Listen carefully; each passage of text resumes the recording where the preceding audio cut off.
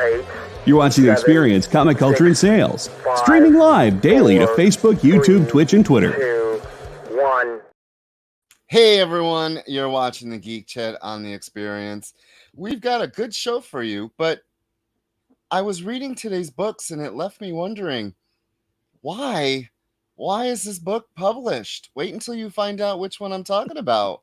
I don't know what Des thinks, but one of the books in today's number ones was a waste of trees, a waste of ink.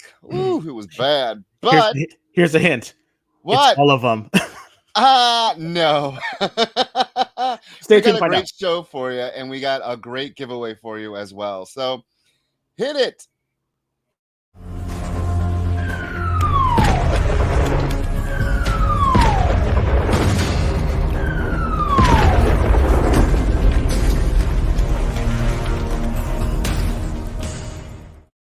Hey everyone, I am Rich, part of the Geek Chat on The Experience. I'm Des, the other part of the Geek Chat on The Experience. Sorry, everyone. Just so you know, like how hi everybody, hi Preston. Hey Preston. Hey Kelly. Hey, Kelly. Just like how last week I was a wackadoo. It's Rich's turn to be a wackadoo. I'm coming off of 11 days straight, and one of those days was a 14-hour day because one of the employees decided just didn't want to show up, so I got stuck doing an open to close. So today's my first day off. I am exhausted, but I am here for all of you. We're here to give you some opinions, because remember, this is an opinion comic book show on The Experience. Be sure to head to comicshoppingexperience.com, sign up on the mailing list. You can shop the merchandise we have in our stores, and you can see what is on The Experience. There is something on every day. Comic shopping, comic talking heads, you name it, Experience has it. And we are one of the shows. We are the Geek Chat on. Des, yes. How are you doing? I'm doing well. Hi, Bar Lord. Hope you got your comic. I sent it out last week, so hope you got it. And I'm doing great. Speaking of comics, we have another variant cover to be giving away this week. It's a fabulous one. It is a Salvador Larroca Deadpool and Wolverine World War III #2 1 in 25 variant. I'm glad you got it today. Sweet. And here it is. It's by Salvador Larroca. Rich and JD both wanted it, but unfortunately, I want it. They cannot so bad. So you know what to do. Hashtag experience EXP TGC variant. All uppercase, all lowercase. It all works nowadays. Remember, you can only do it on YouTube, Facebook, and Twitch. Please note that you can only win once every 30 days. So, Barlord, sorry, my friend, you're ineligible to win this one. But after 30 days, we'd love to have you enter in. So, but yes, please, everyone. Hey, Meatwad, welcome in. Meatwad. But again, put it in, and we would like you to win this fantastic variant cover. Yeah, I love it. I was like, maybe I should get a different one, keep this for myself. I was like, no, I got to give it to the people. Give the people what they want, like the song says. But yeah, other than that, been doing great. Cannot wait to talk to you all about the TVs and movies section that we have for you. The first one we're going to talk about is the new Star Wars property, Acolyte, episodes 1 and 2. Unfortunately, Rich was not able to watch number 3, so he kindly requested that I do not spoil it for him, and I said that I would not. So thank you. We're going to be talking about the first 2 episodes. So Rich, so again, like we said before, Rich and I are really good friends, and he'll text me every now and then, after he reads something or watches something. And so he says to me, so you watch Acolyte yet? And I'm like, no. How is it? And he's like, I didn't hate it. And I was like, hey, that's pretty good praise coming from you, sir. So yeah. I did not hate it. You know what? It is it follows the Star Wars traumatic twins in space theme. I mean, they've had a thing for twins since the 70s, and it's a spoiler, but yeah, it continues the traumatic twin syndrome At least that these we twins look get. alike. Well, they're the same person, so and the Yeah. clones all look alike too. So Yeah, that's great. So yeah, they are twins. yes, That's two Kelly, it's versions of 4 stars. Yeah. Okay. So like I said before, it's two twins. They're of a new type of force using covenant. And they the Jedi's ran foul of them. And in this new episode, you find out how. You get to see the backstory of the girls, which was really good.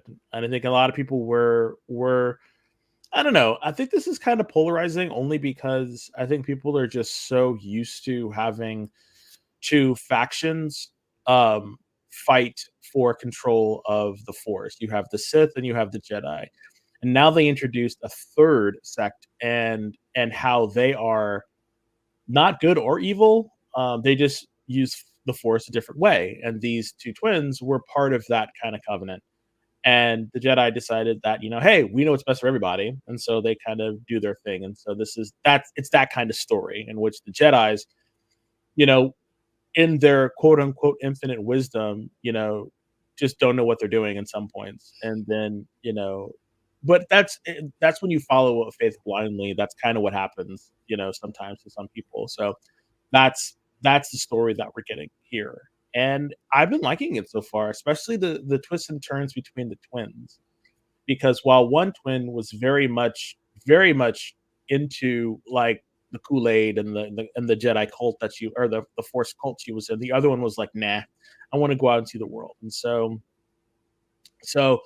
in that aspect, I think it's really kind of interesting. And there is a bit of manipulation going on by the evil person. I think it's the Sith and the Jedi at some point too. So because on the second episode, when they finally try to catch May, the evil one that's been killing the Jedi's to get revenge, she May and Osha see each other, and May is like, "You're alive." So Osha didn't know that May was alive, and May didn't know that Osha was alive. So some kind of manipulation is happening somewhere between them, and it's interesting to see how they're going to rectify that when they come together and actually meet and see what's going on, because they're gonna, of course, share notes. So Barlord's Experience says, you also have to figure in the review bombing because it's a female-led show. Yeah, exactly. That's true. And Barlord, well, it's a little more than that. yeah, but we'll get to it. Okay. Yeah, but Barlord says it feels like these shows keep doing the same things over again. I wish they go into some different genres that are divorced from Jedi Sith. The galaxy's a big place, and they are. And the third one, they kind of are, but it's kind of Jedi adjacent because again, we're seeing the Jedi didn't know everything. The Jedi is not the all powerful, all knowing people that they are, and it's like right. That's definitely what they're doing. Is the last couple of shows and TV series have really been a lot of Jedi bashing. And this is supposed to take place in the New Republic. No, not the New Republic, the Senate. So it's 100 years before everything. Yeah, it's 100 years before everything. So, but yeah, but Carrie Ann Moss was pretty good in that fight. And yeah, I'm happy that they didn't use her for just one. She reappears. It's a prequel. The third episode is a prequel, so you get to see them all again, looking like younger and stuff. So it's pretty cool. What was your thoughts, Rich? Well, no, I was just saying to what the Experience was saying about the review bombing. So after I watched the first 2 episodes, I of course immediately went to Twitter to find out what Twitter thought, because I love comments and stuff. Yeah. And surprisingly, there was a lot of positive that I was reading. you did have the people that were, of course, really upset that, there's not a white lead. They made that very obvious. But one of the comments I read by a guy who was an older white male said that he appreciated the fact that it wasn't what he is used to, and that the space is big enough for everyone to be a lead. And people, of course, piled on that, whatever. But I was watching it, and I just thought, wow, when you're looking at that class, do you remember the class that the I don't know their names. I apologize, everyone. I Describe don't them. the Asian Jedi who was running the class Yeah. for the kids. Yeah. Yeah. He's from Squid Games. The Squid Game. Had no idea that was him, and I was just like, oh, Yeah. cool. Yeah. He the class itself was quite eye-opening if you think about Star Wars through the decades. Because they put in the weird alien heads on a lot of them. And I think one of them was an adult, smaller person with a weird, like, Head on prosthetic it. piece stuck on his head Yeah. because of the way he walked. It was very, it took away from the, like, alienness of it. It was really You weren't weird. buying it, huh? No, but it struck me that the Jedi were, for much like the Sith, anyone could become one. Yeah. And I think that's kind of the angle that I think people Well, if you were are. force sensitive, like they were, if you were a force sensitive child, they would come and take your ass away. That's what they did, and that was always the crazy Yes. thing about the Jedi was they would literally go out there and kidnap kids. So it's Yeah. like, so And back to Barlord's comment, made me think about the latest Bad Batch, in that I feel like the Bad Batch was the furthest so far from the quote unquote Jedi versus Sith or good and bad, because the Bad Batch was about more their family and who they were, and them realizing that the Clone Wars and the Order and all this, and they were soldiers at one point, but now what are they? So I think, so Barlord, I still haven't gotten through Andor. I am having a very hard time with Andor because I know how it ends. And I just feel like, do I care about the journey? I know how it ends. So I know there's a second season coming of Andor, and we have to finish it at some point. But Andor for me just wasn't hitting it. It wasn't exciting. It didn't give me much because they're dead. So, I mean, spoilers, if you haven't watched any of them, Rogue they're One, dead. So yeah, so Des and I saw that in the theater, and we were at this really crappy theater, and a bright light happened, and all of our glasses, one half of the 3D effect went out. And so, do you remember that? We were all sitting we were like, there. What happened? Yeah, it depolarized it, and you literally that was the had to most wait for a exciting minute. thing.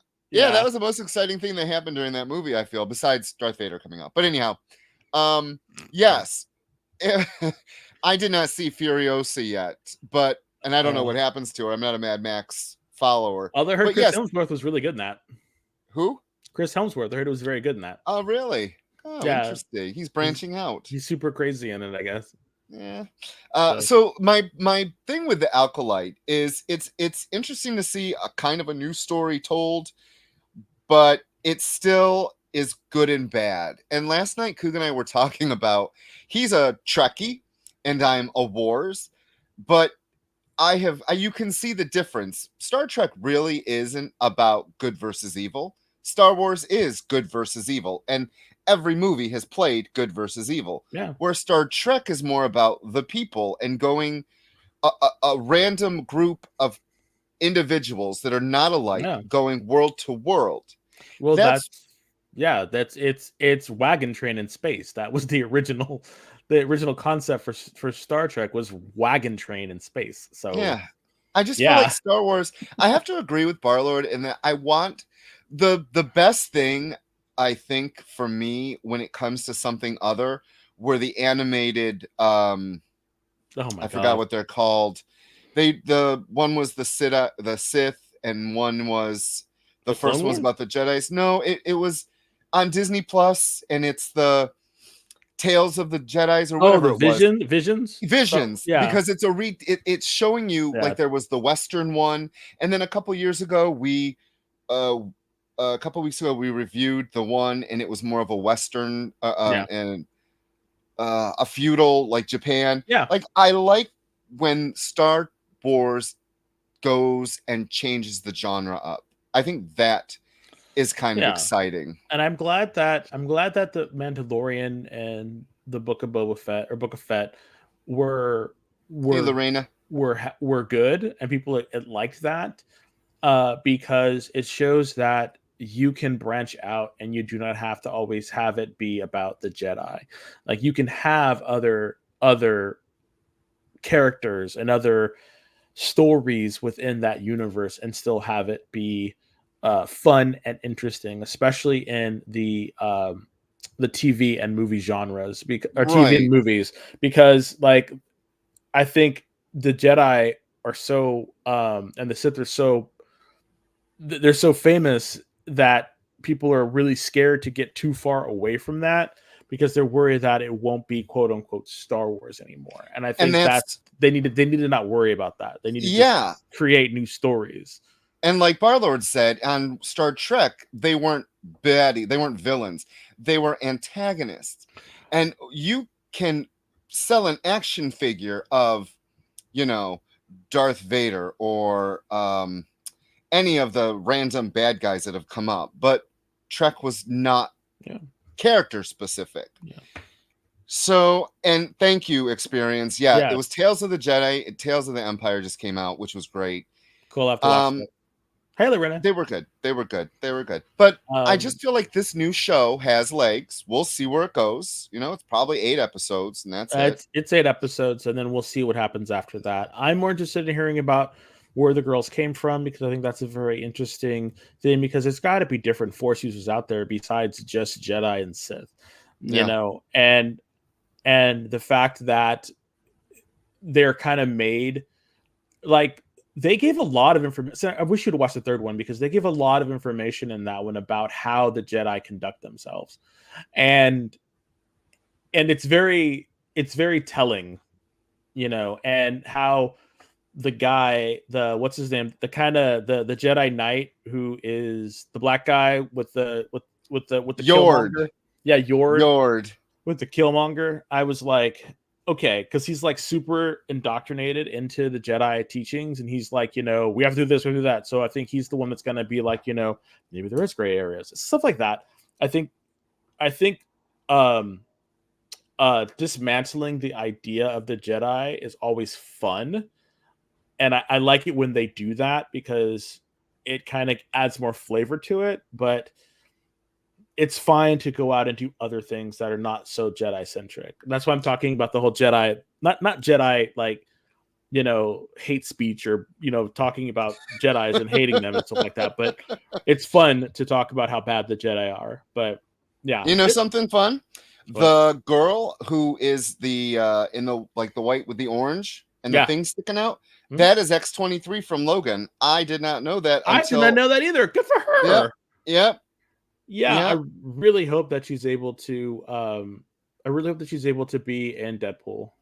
I know. I want to see her again too. Speaking of, there's so we're gonna change gears here, because we talked about the one thing I want to say before we move on is I do not like Yord's hair. I am tired of that haircut. It's the only haircut that black people get. Get a black stylist or something, because he does not need to have the Killmonger with the hot dog dreads. No, I'm tired of it. That's every black person in cinema who is supposed to be young has that haircut. Get rid of it. Get rid of it. You can get a fade. You can get all different types of hair. That's why I wish you watched it, because the head witchy woman, she was flossed out, her whole image, her hair, everything. She was serving, and I'm like, why can't we have more people like her? And I was just like, Thank you, figure drawing. Give me the fade. It's okay. Give us a nice low crop waves. I'm sure they have do-rags, in a galaxy far, far away. I'm annoyed by it. But anyway, Did you see Kelly's comment what did about Kelly say? getting away? Do you think getting away from the Jedi is partially based on the current troubles with organized religion? Yes, I think it's in the same way that you can make an allegory for mutants, and African Americans or any kind of minority, you can do the same thing with the Jedi. The Jedi as a organization who believes that their doctrine is absolute, can definitely have that, and you see that in this show, especially with Squid Guy's character, and especially with the guy who the white guy in the impenetrable bubble, and he apologized and drank the poison and killed himself. Like, that was the major like white guilt right there. Like, that was literally white guilt on film. I mean, if you weren't watching that and didn't see like white guilt stamped on his forehead, you completely missed the allegory of that. Like, he literally was like, we thought we were doing the right thing, sorry, and he killed himself. Like, come on. Yeah. So yes, it's all in there, peppered in there. You just got to look for it. It's all symbols. So let's say hi to everyone. We got Lorena's in, figure drawing, Kenneth Bird. Yes. Thank you, everyone. Shall we remind them one more time? Oh my God, there you go. Yes. There they are. Yep. There they are. Yes, that haircut is terrible. Oh, the haircut is terrible. She looks great. I love her character. And I really like her character and how she basically is like, Yord, stop it. Why don't we just do this? Because Yord's overthinking things because he wants to be perfect, and I get that. But and then the chubby Jedi on the planet, that was great too. Just little fun things, for everyone is there, and I liked it. Okay, so the thing I was going to talk about real quick is, because I know we have one more thing to talk about, but I guess the rumor for Wolverine and Deadpool is that Taylor Swift is in it. But she's a female Deadpool. She is not Dazzler. She plays a female Deadpool. Do you know what I want to see then? A variant of Deadpool. I want to see her head get chopped off. I honestly believe that they are going to parody the scene at the end of Endgame, where all these dimensions open and all of the Fox Deadpools jump out to fight Cassandra Nova. I think they're going to do that. I think that would be hilarious. I think that it would be awesome. And if even better, if it was a combination of all these different Deadpools and all these different Wolverines, that would be hilarious. You got your Daniel Radcliffe Wolverine, you got your, whatever you want. It'd be fine. It'd be fun. I think it'd be great if they did that. You know what I wish we had done? I wish in all the years we have been doing this, we kept track of all the times that you've predicted things to see. And I was right and wrong. Wrong. So, okay, the Experience. So, Experience says they did come out and say that Taylor Swift is not uppercase, not anywhere in the film. No Dazzler. They never said at the end of the film after the credit scene. And also that is like the best kind of marketing right there when they tell you they're not going to do it. I mean, come on, Tobey Maguire, Andrew Garfield. They said the same shit. And I can see the Experience. I can see it being Blake Lively. Yes. Yeah. Thank you, figure drawing. Taylor Swift as Deadpool variant is it is just a rumor. It is just a rumor right now. And I do think that Blake Lively will be in it as well. So my thought was Blake Lively would have been the variant Deadpool. That would have been funnier, in my opinion, if she was Lady Deadpool, and then they actually had Taylor Swift be Dazzler at the end, or they go to a Dazzler concert or some crap like that. I think that would be really kind of fun. But yeah, I always thought Dazzler could sing, though. That's my biggest problem. Yeah, I think Blake Lively would definitely kick more ass than Taylor Swift on any given day. Same. Yeah. Okay, so real quick, My Adventures of Superman #4. Watch it if you're not watching it. It was great. Slow episode. Rich and I both agree that it was the slowest of the episodes, but you kind of need the episode to breathe. You kind of need one episode where you can breathe. I liked it because it showed Lois and her father's background, and so we're getting more background about how cool Lois is. And when they added in the whole Korean background, and they were doing, she was teaching her Korean and all that stuff, I thought that was really kind of fun. So I'm here for half white, half Korean Lois Lane. I think it's great. How about you, my friend? I enjoyed the episode. Like you said, it was we do need time to breathe. We do need those small character moments because it is only 10 episodes. Yeah. We really didn't get a lot of any background on Lois in the first season. The ongoing I need to tell you something, Lois, really needs to be resolved. Yep. Really does. And I liked how the end of the episode broke everyone into their own section. So Yeah. you have someone who has super hearing who walked away before Lois said, "But I love him." He left. You have Jimmy now really examining his friendship based on what Lex did. And now you have Clark saying, "Kara, I need you. Yeah. I am alone." And I am like, this is episode 4 or 5. What is it? 4 or 5? 4. And you've already broken these characters down. And that is what I enjoyed about the episode the most. Yeah. The ending was so, after the last season, and then you have the first 3 episodes where they're working as a team. They're friends. They're doing things. You're my best friend. You've saved me. You have all this stuff in there. And then by the end of the episode, everyone is alone. And I think that was really powerful in itself. Yeah. Yeah. You also really got to see Lex really is just this jerk. Yeah. I can't wait to this is his hair. I just, that's going to be a big thing, right? Oh, God, it's got to be. I also really liked how we got more names in the DC. General Wade Eiling. Yeah. I'll never say his name. Yeah. Star Labs. You got to see inside a Star. You said you did miss one person. That was Ted Cord. I thought it'd been great to hear about Cord Industries. Same. But, it is what it is. It's fine. I do like... Was good. I'm sorry.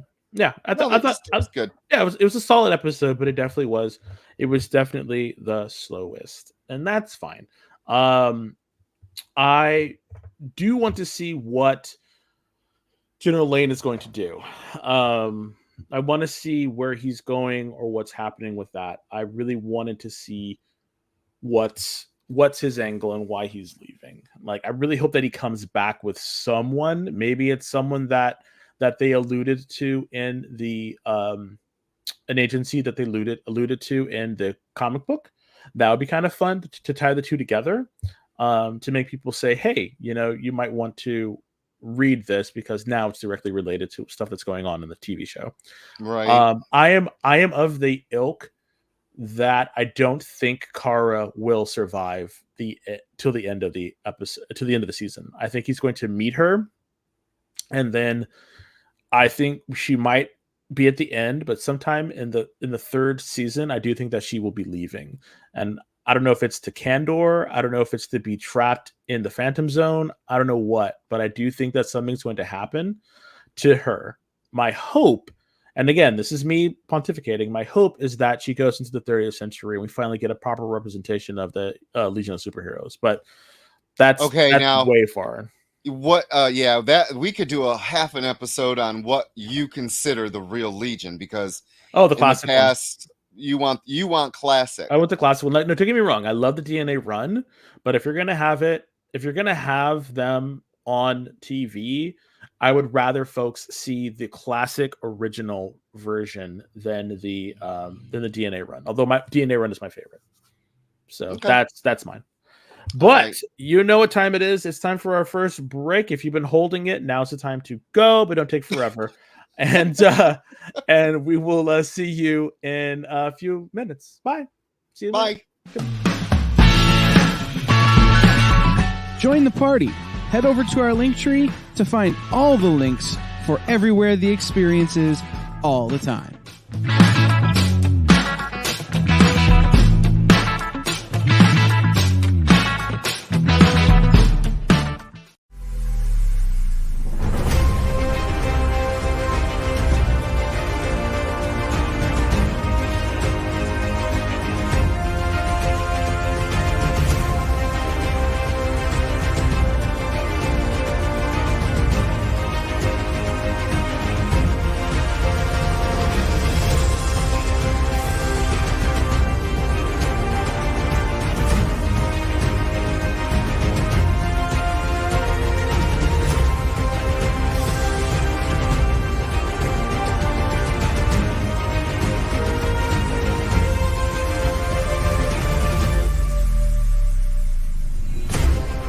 Ask your local comic shop to add Battle Quest comics to your pull list today.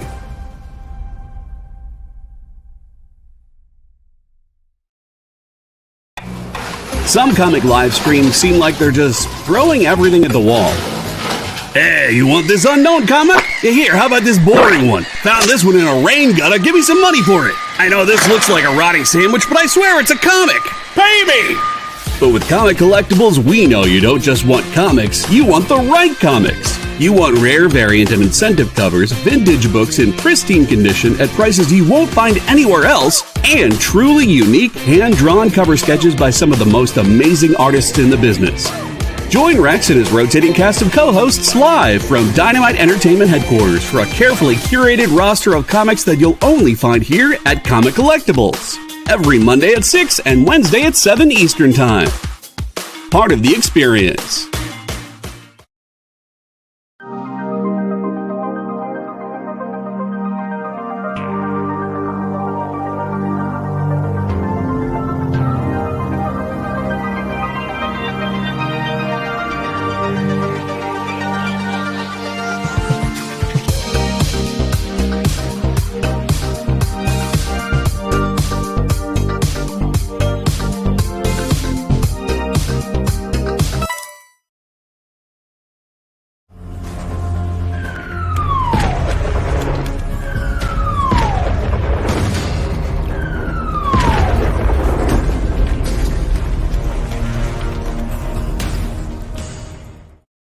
Hey everyone, welcome back. You are watching the Geek Chat on the Experience.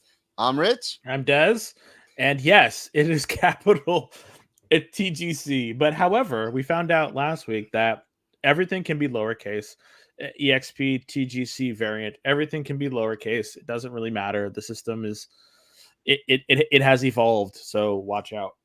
But we are giving away a fantastic cover for Deadpool and Wolverine World War III #2. It is a 1 in 25 Salvador LaRocca cover that my co-host and our awesome engineer, producer really wants. Our awesome producer and engineer wants. Yeah. It was funny. Like, and you both said it. Like, I was like, I'm sorry, guys. I'm like, I want it. I'm like, I'm sorry, guys. But yeah, that is the cover, and it could be yours, and that's all you have to do is put in that hashtag, and yeah.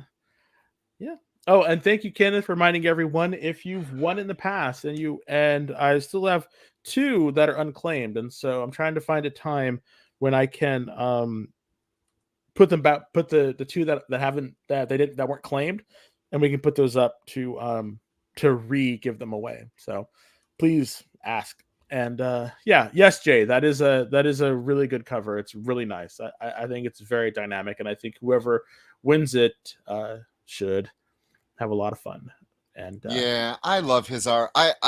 I'm so glad that we got his art in a lot of X books in the past, because I just love his style. It's realistic and yet comic booky. It's just straight up comic booky. I love his art so much. And he's changed a lot, and I think and I think his stuff has gotten a lot more refined. But yeah, really enjoy it. All right, so why don't we show them the picture that they can win? Oh wait, you just did. Yeah. Oh my god. Okay, I'm sorry. So now we're gonna go into our #1 comics of the week, and the first comic of the week is one that Rich surprisingly wanted, and I was I did. Okay, let's start with this. I follow this artist on Twitter. I love his art, and the reason I found his art is because he draws and is an X-Men fan, and he has been putting out that he's going to be doing this book, and it was for IDW, and I was like, cool. And then I got my books and I read it, and I was like, oh my god, I want you to read it, because a couple weeks ago you read the Skater book with Rick Remender and oh my god, I can't remember. No. What was the Boondocks? Not Boondocks. What was the name of the book? You just reviewed it a couple weeks ago. You're killing It me. was with Oh, you're talking about grommets. Thank grommets. you. Yes. Thank you, Thank you, JT. experience. Grommets. Yes, grommets. Yes. Okay, so this is about skating, and I was like, okay, I'm not a skateboarder, but this might be fun. So I was like, okay. And if JD, can you show the picture of the X-Men? This is his version of the X-Men. Oh wow. And I love his style. His style is very loose, yet you see and you can tell who these figures are. Oh yeah. And I love it. I love his style so much. So when he was putting out this comic book, I was like, "Oh my god, we have to review it." Yeah. Really good. So, and you can find him on Twitter under his name. It's Louis Louie Joyce Joyce. That's it, at Louis Joyce. So for this Godzilla Skate or Die from IDW Comics, he wrote and drew the entire thing, and Russ Wooten was the letterer. That's it. That did it. Yeah. And the idea is that it introduces you to this group of kids, and they're on their way to a skating event.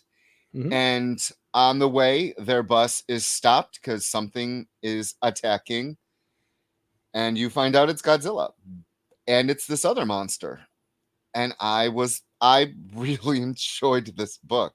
I couldn't, unfortunately, I'm a pretty good kaiju expert, but I could not for the life of me place the second kaiju that Godzilla is going to be fighting.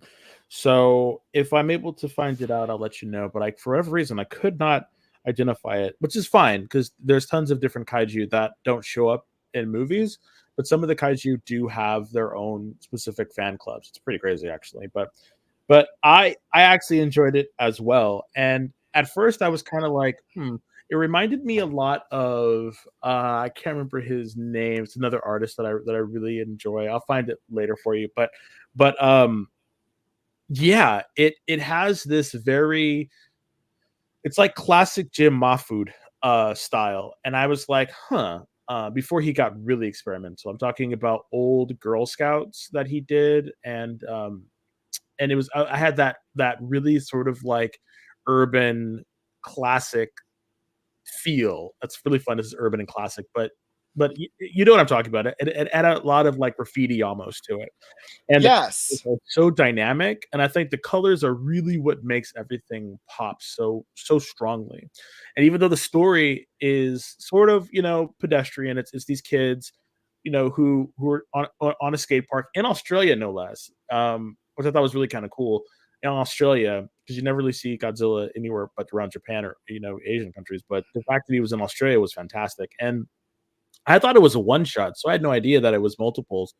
But I really just enjoyed the characterization of the kids, and the fact that they think that they can stop Godzilla and this other monster because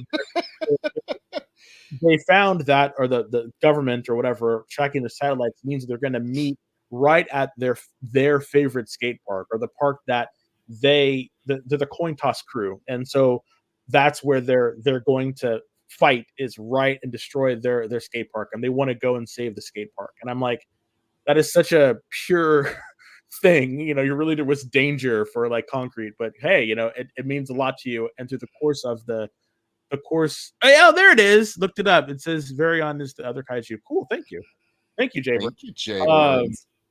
It just really is cool that that's their motivation. And I'm like, okay, it's like I really want to see if they succeed.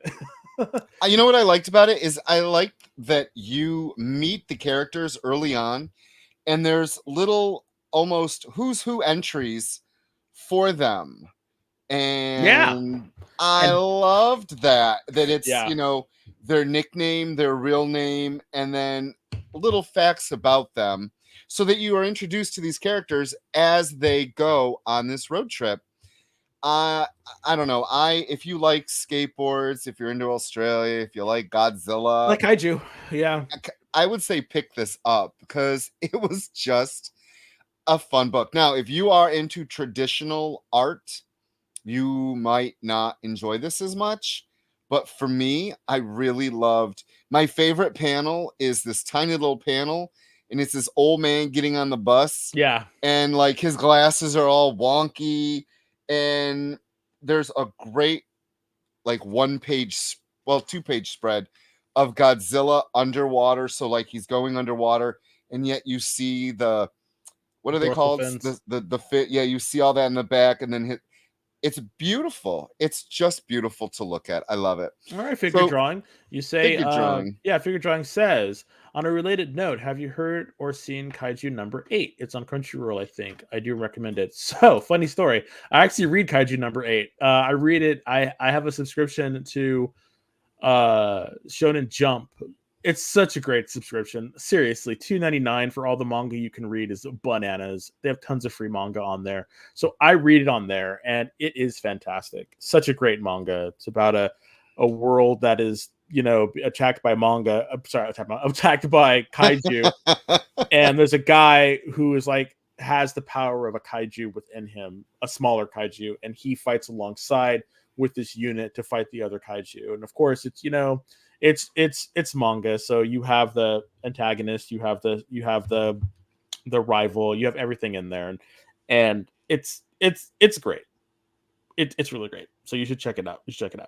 Hi Canadian Survivalist, welcome Canadian in. Survivalist. Please feel free to put in your hashtag. We are giving away stuff. Yeah. So JD says, so they're going to put on a huge skate exhibit to raise money to save their skate park from stinky old man Godzilla. Stinky old man. No, that's not really how it is, but I think that'd be a great show as well. Yes, JD. Yeah. Yes. Figure drawing. If you like manga, it's really cool. $2.99 for tons of manga is fantastic. So yeah, I really enjoy it. Speaking of that segue was crazy. But next we're going to talk about is Teenage Mutant Ninja Turtles and Usagi Yojimbo. So again, this is another one that Richard recommended. And I was very floored by this because I was like, really? So explain to the folks why you wanted to do this one. I was very surprised. Because it's a one-shot. Oh, okay. So I read a lot of the Saturday morning adventure books. I love their Dungeons and Dragons one. You're killing me. Why? No, it's just like I thought there was some big thing, like you're gonna tell me this giant history about like I love Teenage Mutant Ninja Turtles, and I remember when Usagi Yojimbo was on it, and blah blah blah. You're like, no, I like one shot. It's fun. None of that. It was a one shot, and we needed a number one to review. Sorry, no big story here right now. Sorry, folks. That. Yikes. So this book was written by Eric Burnham. Yep. Jack Lawrence did the art. Ed Dukeshire did the lettering. Luis, Luis Antonio Delgado did the coloring. And the cover A was by the Jack Lawrence did that A. Yeah. And then there was a retail incentive that Stan Sakai did, and it was like a 1 in a billion cover, some bullshit. I don't know. It's whatever. That's fantastic, Jay Burns. It's a one shot. Yep, that's exactly it. And to be completely honest with you, if you're looking for something to read, I would read this. It was fun. It did not overstay its welcome. It had a plot A. It moved from A to B to C. It really read like a Saturday morning cartoon. And I completely did totally fine with that. It was weird. It was weird because I watched TMNT kind of religiously, and I'm a huge Usagi Yojimbo fan. Like I have I've met Stan Sakai many a time, and have I have artwork right over to my right of his that a friend of mine got me. Huge, very nice guy. And so when Usagi Yojimbo was on TMNT, the cartoon, oh yeah, that was one of my favorite episodes. So the fact that they did this, I did not expect you to want to read it. So when I saw it, I didn't worry about it. But when you put it on there, I was like, oh my God, yes. So I was see, the story comes from you now. You wanted to read this. I did. I super did. And when you said, I was very excited because I'm the one that has the craziness about it. So yeah. And you liked it. Well, it's again, it's so like I don't want to say saccharine because that's not the word. It's just so like innocent Fluff. and great It is. and fluffy. A It fluff. Yeah, it is. is fluff. You said fluff, right? Yeah. Yeah, it's fluff. And I think that was great. You know, it's basically Usagi Yojimbo was trapped on Earth, you know, back you know, in another one of the Saturday morning, you know, comics. Donatello, of course, creates a portal, sends him home.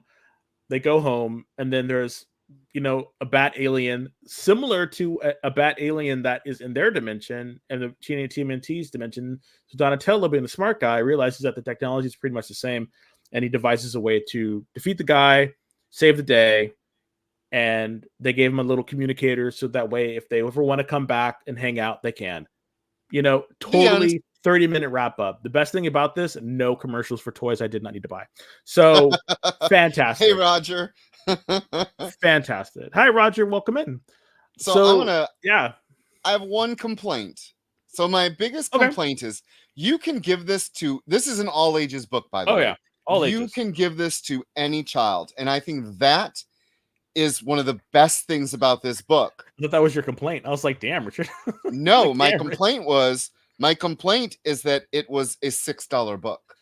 Yeah. That was my complaint. I read it and I was like, oh my God, this book you could just give to a kid. But at $6, I feel that is pushing it as a price point.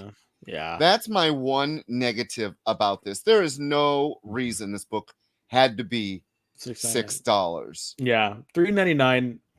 A basic $3.99 would have been fine. I mean, it was double sized, but still.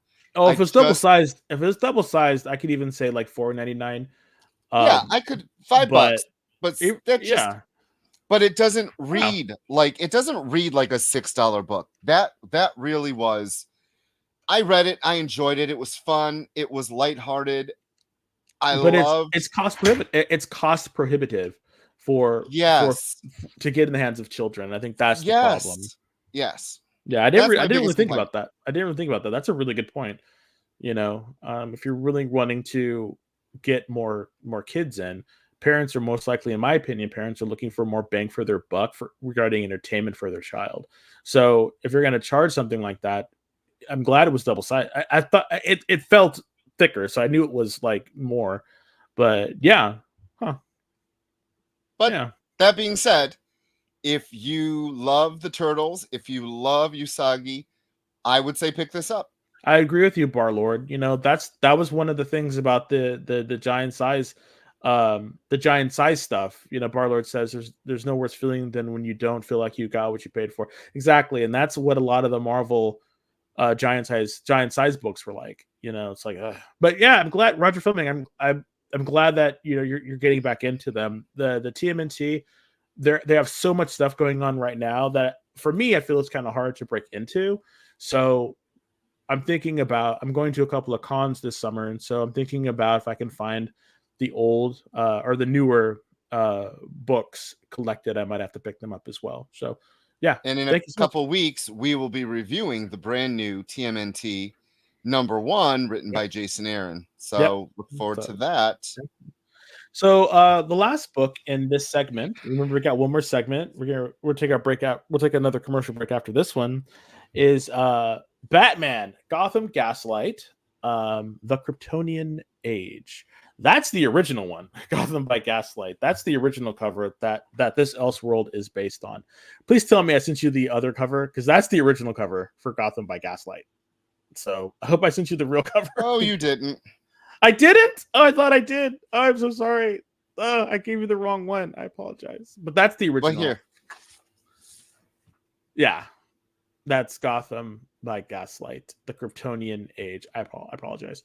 So I got that cover. If you're not sure, I left my other cover in the other room. If you're not sure what's going on, you left it in the bathroom. Shut up. The other room. Not the bathroom. It's George. I can't take it back now. No. I enjoyed Gotham by Gaslight, and I enjoyed the original, and I enjoyed Gotham by Gaslight when they did the convergence. Remember that, where they had Gotham by Gaslight mixed with, I can't remember what other one it was mixed with, but but it was pretty cool. It was pretty cool as well. This one is loud. there. It is Gotham by Gaslight, the Kryptonian Age. So that is the new one, and I guess DC is doing this new initiative with Elseworlds Comics where they're doing a literal ton of a ton of Elseworlds with Batman, and this is the first one that they're doing. I don't know if we're going to review all of them. Probably. Probably, because I like Elseworld stories, and I'm glad they're Yes, able to go because back it's to this DC. Hey, look, it's DC minus the baggage. one. What did you think? So let me get this out of the way. Andy Diggle, well, that's a name we haven't heard in a long time. Yeah, He was the writer. Leandro Fernandez was the artist. Dave Stewart was the colorist, and Simon Boland did the lettering. And that cover right there is by Leandro Fernandez and Dave Stewart. I got the Francesco Mattina cover, and then there were two other variants as well.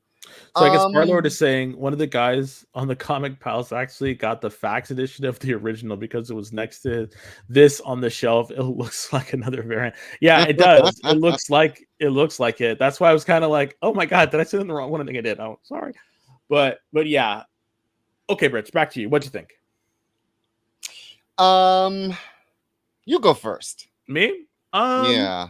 I thought it was hilarious at the beginning when the Kryptonian ship landed in the plains of, I'm assuming, Kansas. I don't know. And those folks found him. The Martha and Jonathan found the baby and their horse-drawn carriage and everything. And I was like, oh, that's cool. They're reenacting it. And then the picture pans back and it's like Native Americans looking at them, and I'm thinking, oh, those white folks are dead. And I was like, and I'm thinking to myself, oh my lord, Superman's gonna be raised by natives. Ooh. So I was like, oh, crazy. So I'm really interested to see what's gonna happen with Superman in this, because after that, I thought the whole thing with Selena Kyle before she turned into Catwoman was incredibly boring. Like, and I think that was just because they're trying to. So glad I wasn't alone. Well, I guess they were trying to set it up, but there was just nothing there for us to latch onto, and I think that segment went on way too long. Yep. But then when she finally got into it and she started being Catwoman, that's when the story started to pick up. And there's like a Kryptonian ring. Kryptonian ring that she stole for somebody, and then of course there's a thing with she gets backstabbed, and then the best thing that happens for me was the introduction to the League of Assassins and Talia al Ghul. I thought that was great. So for me, it was a mixed bag because I thought it started out weak, but it ended so strong.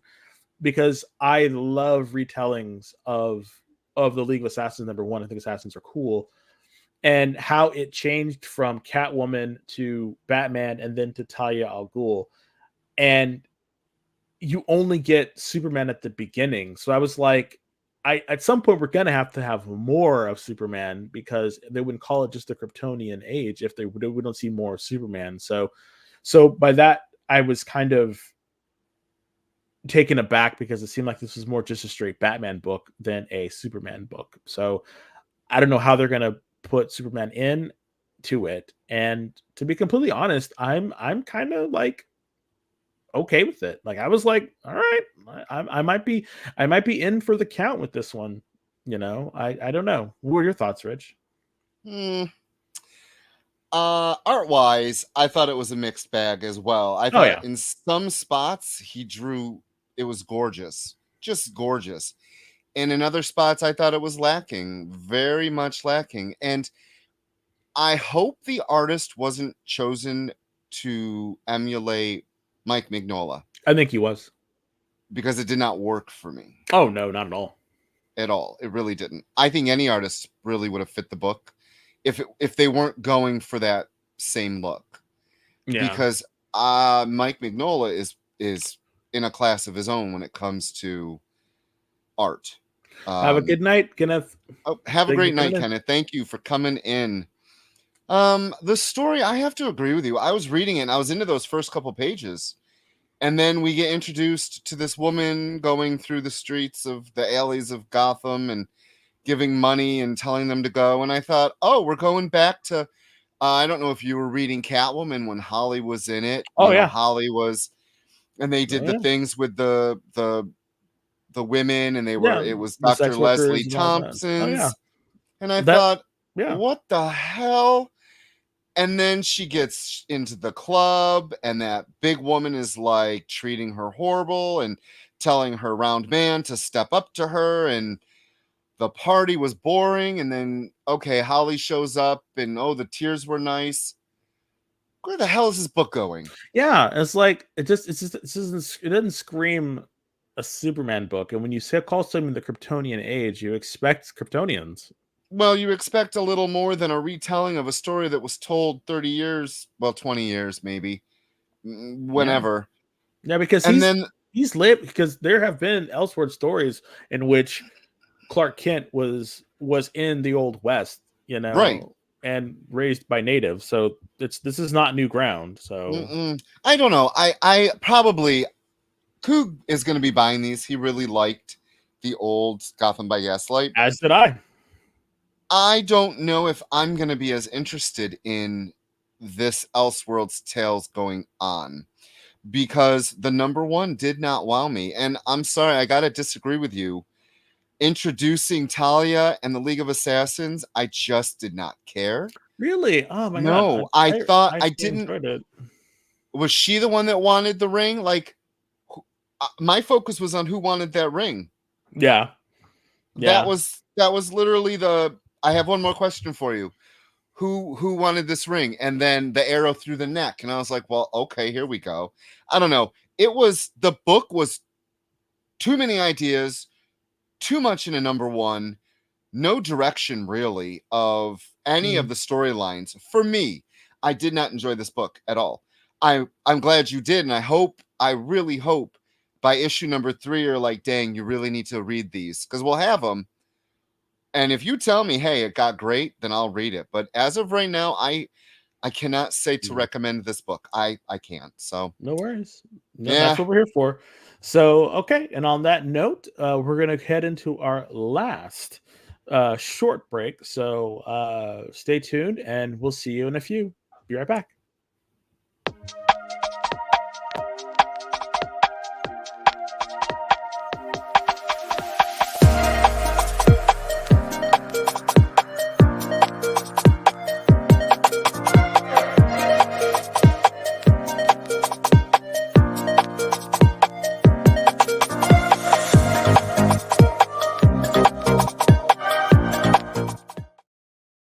According to a statistic that I just made up, people spend 4 hours a day changing the television channel. People who watch The Experience don't do that. Save yourself a ton of time by tuning into The Experience and enjoying our new original programming 7 days a week.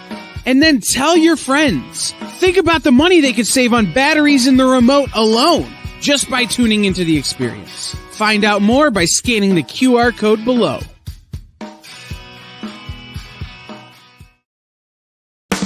You love comic books.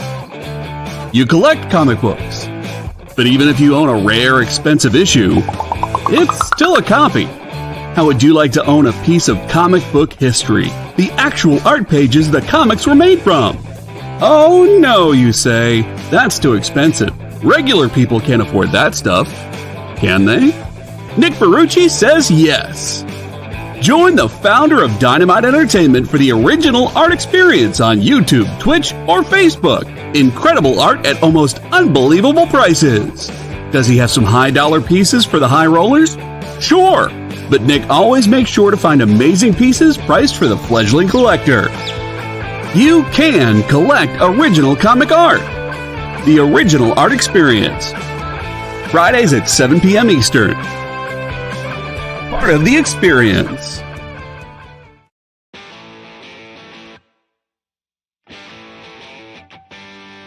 What do you call the place on Spider-Man's wrists where the webs come out? His website.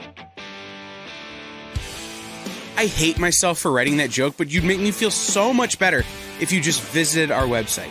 We have links to our merch, new release lists, all the show info, and so much more. TheEXPLive.com.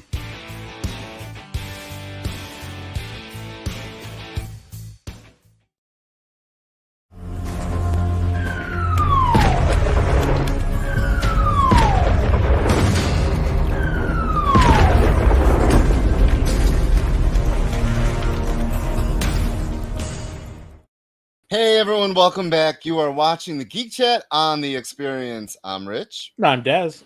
So I want to say a couple things. You are watching The Experience, which is a great platform for comic books, comic book fans, comic book shows. Thursdays, the lineup is amazing. And I'm not only saying that because we're in it, but you start off the day with Jam Comics, selling comics, some great guys selling some great comics.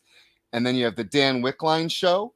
What's in the Box with Miss Jen? She had a great DC show today. Us, the Geek Chat. And then following us is Sketch Up with Mog and Mel. They have some great guests on. You can find all of the shows at comicshoppingexperience.com. Sign up on the mailing list. Go view what is on every day. See when. Yes, Thursday is our best lineup. Thank you. You can find us on YouTube, Facebook, Instagram, Twitch, and TikTok. When you're at Facebook, head to the Geek Chat. Give us a like, follow us. We post a lot of stuff, but sadly this week, since I did an 11-day stretch, didn't post as much as usual. And I just want to say thank you for watching us. We really appreciate it. I am exhausted, but one of the things I do love is this. I love talking about comic books. I've been reading comic books very long time. Since they were carvings on walls. Yes, that's how long. I mean, I collected the stone tablets. So we just want to say thank you for watching the Geek Chat by offering you guys a great 1 in 25 variant that we're giving away. Deadpool Wolverine World War III. This is the 1 in 25 by Salvador LaRocca. I really want this cover. So if no one enters, I'll be fine with that. And how to enter is you put hashtag I do not want this book, and you will be entered in to get this book. No, it's EXP TGC variant, and you can do it all caps, no caps, whatever. Just put it in. Yeah, just put it in. Please win this book. Get it out of my house, please.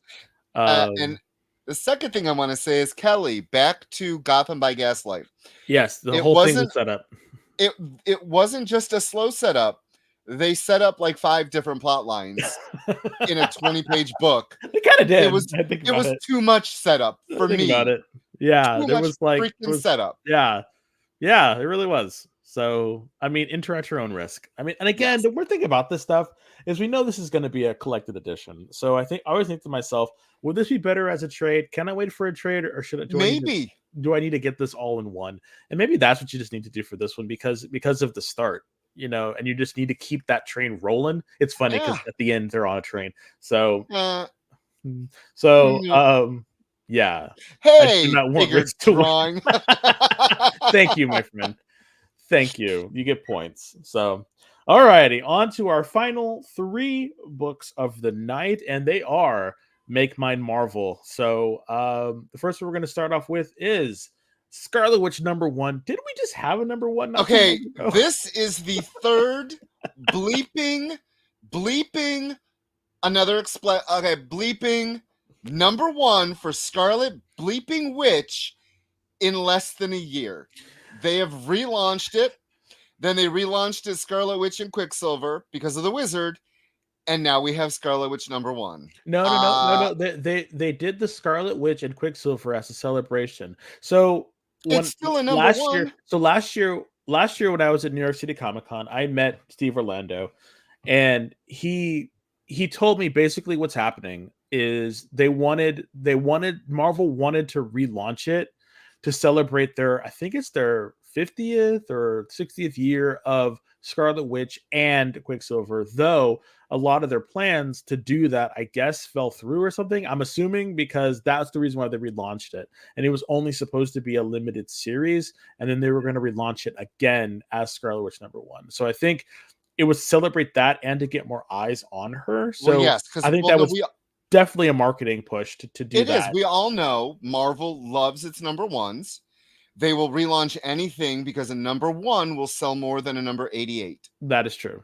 So yeah, and I don't know what it is, but Marvel must love Steve Orlando, and they must love what he's doing with Scarlet Witch, because I mean, they really want him to succeed, and by doing it this way, they're putting eyes on the book, which is great. But I do think that it's a bit excessive, because everything that they're doing, they're referencing other stuff that has happened in her book. So if you were to read this book, it's not new #1 friendly. It's not. And I thought it would be, but I wouldn't say it's not new #1 friendly. They're trying. He's trying very hard to make it new #1 friendly, but at the same time, it hits the ground running in Scarlet Witch's new life. It really feels like it really feels like classic Wonder Woman, in that she's this, lady protecting people. She has her cast of characters around her, and it really feels like I'm getting serious, like, classic 80s Wonder Woman vibes from this. And I'm not saying that's bad, but I'm getting that from that. And I'm not sure it's because a lot of people loved 80s Wonder Woman when it was George Perez and that whole era. That's what I'm getting for Scarlet Witch, or Steve Wow. of Scarlet Witch. Interesting. Okay. So let's get this out of the way. He already said Steve Orlando was the writer. Jacopo Camagni was the artist. Frank William was the color artist. VC's Ariana Mar was the letterer. And that cover is by the always amazing, I cannot wait to meet him at a con, Russell Dauterman, because I love Russell Dauterman's art. I believe he is penciling some of issue 3. I cannot wait to see his interiors. Yeah, and then there were a butt ton of variant covers as well. Figure drawings. Doctor Strange 2 gets too much hate, in my opinion. Yeah, I mean, I agree with you. I just think it was just because of how people were mad because of how much of a character assassination it was of her character. I think that's where most people fall on that. Given how much they explored in WandaVision, to have her go out like that in that movie just seemed like it was too much of a 180 for the character. So, but hey, she'll be back. So, what did you think about this book? So I have been reading Scarlet Witch by Steve Orlando since the first #1. And I enjoyed the story he was telling. I'm glad they brought Darcy into it. I always love her character. Bye, Paul. I did not finish the Scarlet Witch Quicksilver book with the wizard. I thought it was kind of rough in that the wizard was going after her, and now he has all his weird 100 army. I don't know. It got weird. So we're back in town. She's got her shop. She's got, Darcy duty, and she's got a new hire. And then the villains, the weird Stranger Thing villains, show up eating the town and the people. I was just like, and then she immediately has to release Shaitan. Yeah, and I'm like, really? This is where we're here already? First issue? And then she gets obliterated at the end. And I'm like, okay, so spoiler alert. I gotta talk to you about some stuff. Okay. One of the things I find to be not very entertaining is when a character is threatened or dies in their own book. Because so when you're watching it's TV, cheap. No, this is my problem. The last couple of Doctor Who's have been stupid, in my opinion, because we're not talking about the main character, your name is on the title. You're not gonna die. So putting the doctor on a mine that he will blow up, you're not gonna do it. There's no weight to the story when I'm watching this. So the fact that she dies at the end of this book, I'm like, it's the biggest freaking eye roll. There's no weight to it at all. None. Not at all. And that was my problem. I was enjoying it. I thought the art, I don't know who Good. this Jacopo Camagni is, but he has a lot of potential, like a lot of potential in his art style. And I think the colorist, Frank William, did a great job with the different colors. I liked how Orlando used her powers. She affected the probability. Like, she used her magic. I enjoy that. And then we got to the end and she dies. And I'm just like, And the new hire dies. huh? And the new hire dies. He gets oh my squashed. God, right away. Yes, I know. So for me, the book was fun, but also kind of pointless at the end. I don't know where he's going. I'm still going to read the number 2 because I'm enjoying this book. That was the weird thing. We reviewed it, both number 1s, and I've been reading them, and I'm going to read it. I just felt like that last page was kind of stupid, useless. It just wasn't. Yeah. There's no weight to the story. What, is this a one-shot now? Are we done? I agree. I agree and slightly disagree with you. I do not disagree with the fact that killing someone in their own book at the end to draw attention. Yes, that is it's cheap. It's cheap to do that, to kill someone at the end of their book, at the beginning of their book, number 1. And then I think to myself, okay, if he's killing with someone, he's trying to show that the big bad is someone someone that you shouldn't f with. Okay, I get that. That's why they're doing that. They're establishing them as a super powerful. It was just like in Captain Marvel when that one creature cut her arm off or something like that. It's the same thing. Whenever a hero gets mortally wounded, it's a normal trope. I just hope that whatever comes of her death, she's not dead, but whatever comes she's not dead. Whatever comes of this, the story that he's trying to tell is worthy of that. And I think that's why part of me is like, okay, you set up this super baddie who can control these endlings type of creatures. Where are we going with it? What's going on? He gave that Darcy gave that book to that one lady. She's like, I'm not even a regular. What's going to happen with that? So there's little things that he peppered in that I thought, okay, maybe he's going to add something to it in the next next issue that changes it up or makes it much more reasonable. So that's my hope for it. So I'm hopeful because I have enjoyed his work. I thought this was a better number. Well, I think this is in the same league of the number 1 of a Quicksilver, Scarlet and Quicksilver, but I really like how he writes Quicksilver and the fact that Quicksilver was in this with Monet. My God, with them. I love it. And the thing that really made me mad was, why did M just not come and help him? She she really got something. Well, I guess she's over in Egypt with Air, but we'll talk about that after this. So yeah, so I'm in it. I want to see what's going on. I trust him. We'll see. The experience says when the main character in a TV show dies, I immediately think, oh, so this time it's a time travel story. You know what? I hate to say it, JD, get out of my mind, but I always think, oh, they're just going to go back in time and are they going to do something? Or they're going to do this? I think this is more so. This is more so about Scarlet Witch and Chthon, the thing that's in her body.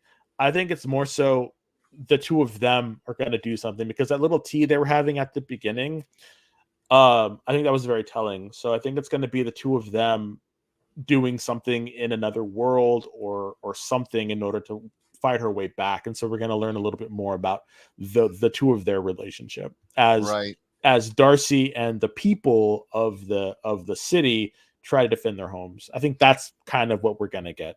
And that's I'm fine. Okay with that. I'm good with that. When I turned the page and I was like, really? That That was my biggest complaint. I was enjoying the issue up until that. And Yeah. yes, Roger, That I is her believe, knee. her knee. Yeah, she is super in like this. She's got her knee way up. You can't even do I'm too that. chubby. Never mind. But yes, that is her knee doing that. These Marvel I characters, don't know. very flexible. If you like Scarlet Witch and you are not afraid to just pick up a #1, not knowing anything, I would say I would recommend it. I just did not like the end. That's all. That's all. Understood. So, okay. So the next one, moving on, we got 2 back-to-back X-Men books. One I liked, one I did not like. And I think this is the one that Rich did not like. Uh-oh. Oh, wait. Am I Okay. right? It's Jubilee. Hold on. This is the X-Men Jubilee Blood Hunt. It's a one-shot. Thank Hera, because I can't take any more of this. I remember 1988. Oh, whoa. January and February of 1998. DC did something. They did a weekly book called Millennium. And there were a total of 30. The main book was 8 issues, right? And there were 37 tie-ins through 21 titles. But the difference was that they were in their own books. So Superman, Booster Gold, Infinity Inc. Wow. They all had it. It wasn't a special one shot. The event happened, and it happened in DC continuity. And the main book, the Millennium book, was 75 cents. Some of the tie-ins, if they were prestige, because Infinity Inc. by the time this happened was a prestige book, so it had better pages, it had a thicker cover. It was $1.75. And books, regular newsstand books like Booster Gold, was $1. Okay. Good old so times. I remember buying every single Millennium tie-in because they also did it differently. They had it where the Manhunters were integrated into these heroes' lives. They were co-workers, they were family members. You didn't know who was going to be a Manhunter. So even though I probably was reading Booster Gold, I loved Booster Gold, I bought those issues. I bought all of them. And they all had some relevance to them within the larger Millennium story. And you're wondering, Rich, why are you babbling? Because fast forward to 2024, in Marvel, the Marvel machine just pooped this book out. There is zero reason, paper, ink, there's zero reason this book should exist. If only to push another freaking team that we haven't seen in a decade. I don't care about them. I didn't care about them when they were out. This book to me was a save your money. The Geek Chat, one half of the Geek Chat is telling you, don't buy this book. That is all I'm saying in this book. So the writer was Preeti Chabir.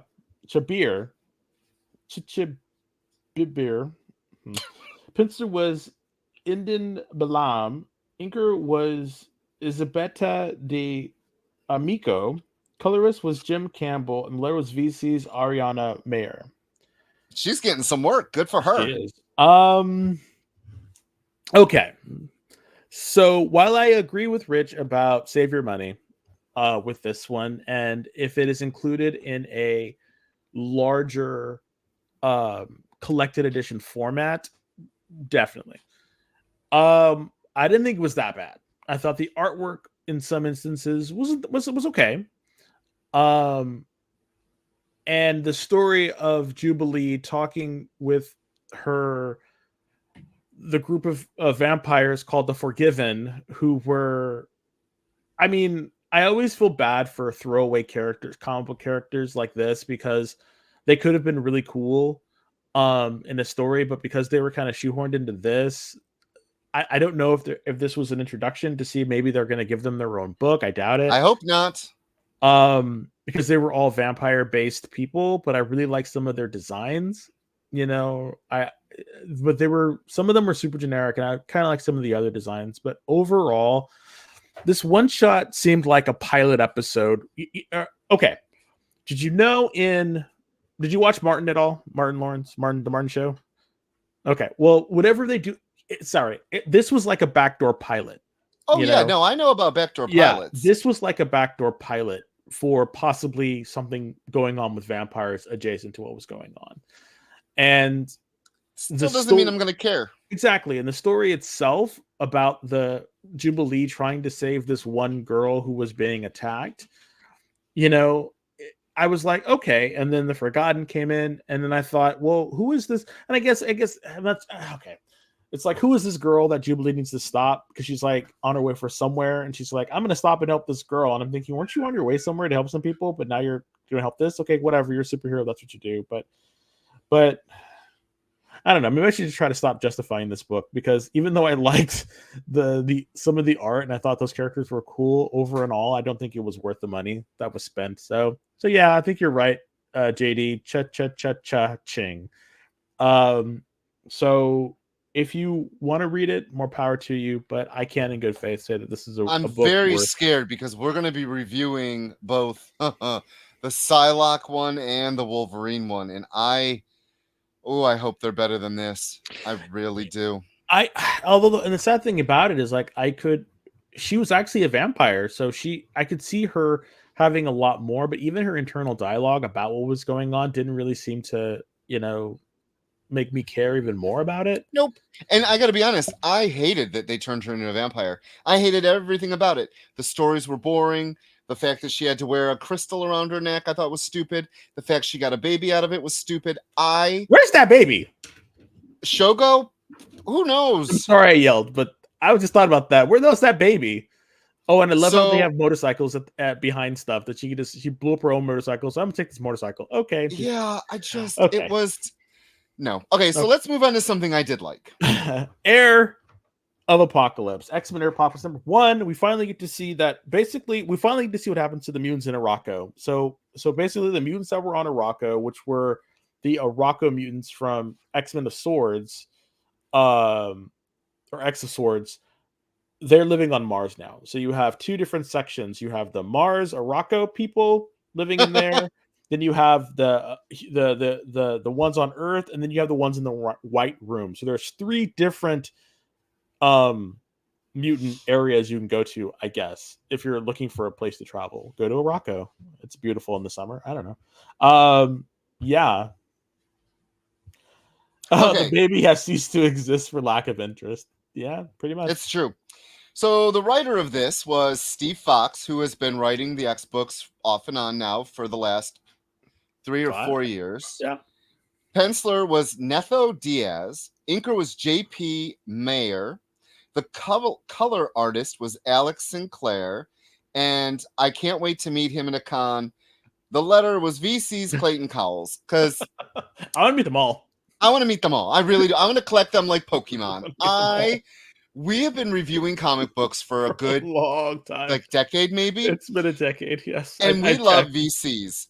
And I really want to meet these guys because they're great. I think it's called Visual Creations. I think it's Visual Creations is the name of their house, and they are a collection of letterers that do stuff, and so they all work under this one VC. And I think that's what it's called. I know one of you fantastic people can fact check me, but I am fighting to get their name on the freaking covers, because if it wasn't, we wouldn't read the damn book. So anyhow. This issue, there's an editor's note. I love editor's notes. The events of this issue takes place after X-Men 35. No way. Like, duh. Yeah, no, duh. So the cast is Apocalypse, and there's contestants. And you love it because it's like a damn Real World episode. You love it. It's like Survivor. You love it. It is Survivor, and I don't understand why why is Doug there? He is the most useless mutant. Why is Doug there? That's why Doug's gonna win. Heir to Apocalypse. That's why Doug is gonna win. That's what people online are saying. Doug's gonna win because he's useless. Because think about it. Think about it. Okay. Name everyone in it real quick. Who's in it? Okay, Armageddon Girl, who used to be Nature Girl. Cable. She might win. Cable's not gonna win. Cypher might win. Emma Frost. She ain't gonna win. Come on now, get out of here. Exodus might win because they might give him something to do. Forge. Hey, Forge ain't gonna win. He's gonna be an X-Force. Yeah. The Gorgon, who they brought back from Gorgon being might dead. win because Gorgon might. Mr. Sinister, He ain't gonna win. No, my sister's there for comedic value only. Mirage. At least she's doing something. Mirage might be in there. Penance, Penance is not doing anything, so she might be in there. Richter, who I think actually could be the heir. I think Richter because might of win. because of what they did Yeah. with Apocalypse teaching Richter all of his magic. I thought that would be the reason. Yeah. And Wolverine, X-23, Not Wolverine. saying this. Laura. So it's gonna be She's those gonna seven. One of those seven is going to be part of it, and my money's on Cypher. So everyone, in the comments, this episode, I don't know what this episode is, but the date is June 13th. We're putting my money. I'm writing it down right now on my winners list because I have a list of winners. I'm gonna say it. It's Cypher is gonna be the next heir, And I'm gonna say Richter. and Rich is saying Richter. That's who I think. So the reason I liked this book is because it follows. It's not like Steve Fox went, I can just write anything. He's following the Krakoan era and coming out of it. Yes, experience. We're going to do a bracket. I would love that. I enjoyed this book. I have to say, I love Survivor. I love Amazing Race. I love those I love the challenge. So reading this was kind of like that, and I loved it. And I gotta be honest, it was weird. The art in some spots It's was great. In other, it's a little weak, but some spots, holy jeepers, it's hard not swearing. Let me tell you, I have to say, I loved the first, like when the mutants are separated in this pyramid. Yeah, it's gorgeous. It reminded me of early Brett Booth, actually. Yes. That's what I was getting from it. And I was like, oh wow, this is actually that. But some of his faces, when Forge is a page where Forge finds something and he looks up, and he's like, and I'm like, what the hell? It was so weird. So some of his face expressions are a bit much, but that's how I felt about the whole Sunfire Angel pages. I thought he drew his Archangel looked like Brian Hitch to me. It gave me very Brian Hitch. I don't know. I enjoyed the story. This page reminds me of Brian Hitch. Just the way the form is and the way the facial expression is. I don't know. I needed this after the last couple of reviews that we did. I needed this book. I loved this book. It was fun. It didn't take itself too seriously. And it set up a great story. The whole thing, well, if Emma took down her diamond shield, she could scan, and then immediately they step on a trap and it flings off her diamond skin. She's like, excuse me? Mr. Sinister trying to creep away. It's like their interactions were great. And I thought that's one of the things that I really liked about it was the interactions, the catty dialogue. Mr. Sinister being who he is, he's like, this isn't going to kill me. Like, none of this stuff is going to kill me. So I'm just here. That's what I'm thinking it. He's just there for shiggles. Seriously, that's why he's there. That's why he can't win. He's just there to see what's going on, and I love this version. I love this version. It's the diamond version, so that was really cool. I think the whole versions of him are gone now. I think we're ever gonna see any of the other versions anymore. Which I hope. Good. Yes, the setup would make a great video game. Yes, Heir to Apocalypse. I'd play that. I would too. But if I could play as all of them, hell yeah. But I would definitely say pick it up because it's weird. Because number one, it's the people that you wouldn't think would be in there. Number two, what the hell's going on? And that ending, I had no idea what the ending was going to be about when Holocaust showed up. I had to look this up. So this version is the son of both Apocalypse and Famine. And it is from the Rick Remender run where the Apocalypse seed and all that happened. Yes. That great X-Force run that so it's Jeremy Opeña drew. Yeah. Amazing run. This is that version because I had to look him up. There's Holocaust, Genesis, and now they call him Holocaust. Or Genocide. So, Genocide. Genocide, yes. Yeah, Genocide. So there's so many different names. The costume is what made me nail this version down because this is not the original Holocaust Genesis version. Yeah. So, and I was thinking, okay, yeah. So I'm here for it. I'm here for it. It's great. Pick it up. Pick this book up. Okay. So you know what time it is. Everyone, if you haven't already, put in the hashtag. Again, we are giving away Wolverine versus Deadpool, World War III, number 2, issue by Salvador LaRocca. It's a 1 in 25 variant. We are giving this beautiful cover away. All you have to do is put in hashtag EXP TGC variant. That's EXP TCG. No, TGC. That's what I said. TGC variant, and you could win it. So if you haven't done it yet, please do it. Please, JD, if you can put up that beautiful bean footage, that beautiful hashtag footage. No, we can do the hashtag now. We can do the picker thingy, the wheel, the drawing. Wheel. Yeah, the drawing. Whatever. I don't know. I'm hungry. Leave me alone. What are you guys having? We're having Korean fried chicken. So. Oh, yum! Yeah. All right, who's gonna win? It's Roger. Oh my Fleming. God, Roger Fleming! Yeah. Congrats! You got my variant. Congratulations, Roger. Congratulations, my friend. I'm gonna need you to please fill out the form. Yes. Sorry, I'm writing your name down so I don't forget it. Please, Roger, fill that out.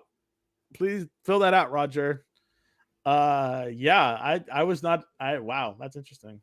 So yes, fill that out. The sooner you get it, I get it immediately afterwards. That's why I sent it to you. You did. Yeah. So make sure you fill that out because I get it. Hulk out. The sooner I get it, I send it out the same day as I try to. So I want to make sure you get it. So I want to say thank you to everyone. What was that? I said it was a great show. It was a great show. We ended on a very happy note. I'm glad. Yeah. That was rough. Yeah. So now you guys can get some sleep, and I'm going to go eat. And a good friend is here, so I'm going to go hang out with them. And we will see you all next week. Yay! Yep. So see you later. Have a good day, everybody. Bye. Bye. In a world where you hit like and subscribe on our YouTube channel, That'd be really great. Thanks.